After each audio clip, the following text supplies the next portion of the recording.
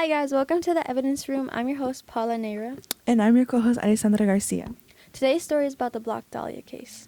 In this short episode, we will be going into further detail about this case. We want to warn you that this might be a little disturbing.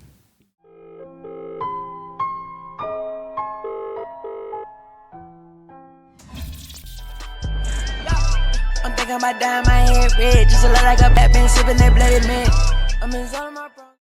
On the morning of January 15, 1947, a woman walking through a vacant lot in Los Angeles would make a discovery that would haunt the city for decades. Lying in the grass was the body of a young woman, posed, mutilated, unmistakably staged. Her name was Elizabeth Short, but history would come to know her by a far darker name, the Black Dahlia. Elizabeth Short was just 22 years old. She had moved to California chasing dreams of becoming a Hollywood star, drifting between friends, hotels, and brief relationships. Those who knew her described her as polite, soft-spoken, and hopeful. But in the post-war press, she was quickly transformed into a myth, sensationalized, exaggerated, and often misrepresented. Her murder, however, was undeniably brutal.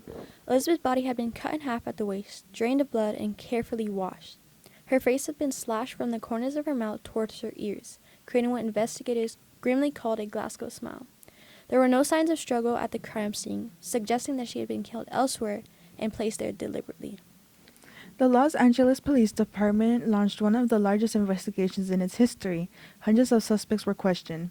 Tips poured in from across the country. Even more disturbing, several people, including journalists, revealed letters and items belonging to Elizabeth, allegedly sent by the killer.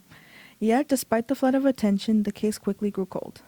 Over the years, theories multiplied. Some suspected that the doctors had done it due to the surgical precision. Others believed that it was someone Elizabeth knew and trusted.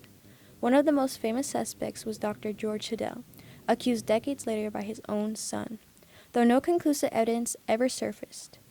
Every promising lead eventually hit a dead end.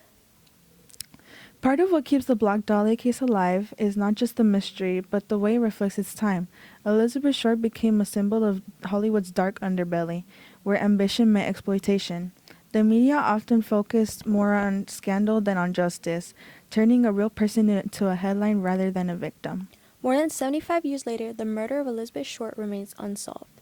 Files have been reopened, books written, documentaries filmed, but no definite answers have ever emerged.